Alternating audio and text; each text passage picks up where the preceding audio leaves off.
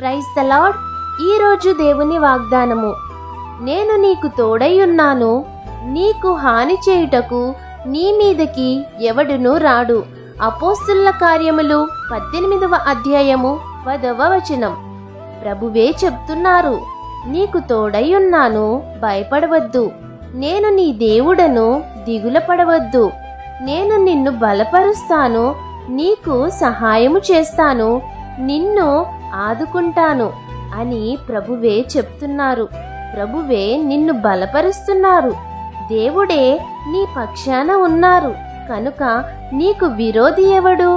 ధైర్యంగా మీరుండాలని కోరుకుంటూ ప్రతిరోజు వాక్యము ద్వారా బలమును పొందుకోవాలని, నేను నీకు తోడై ఉన్నాను అని చెప్తున్న దేవుని మాటను నమ్మి దేవుడిచ్చు ఆశీర్వాదమును పొందుకోవాలని కోరుకుంటూ దేవుని సువార్త పరిచర్యలో మీ సహోదరి.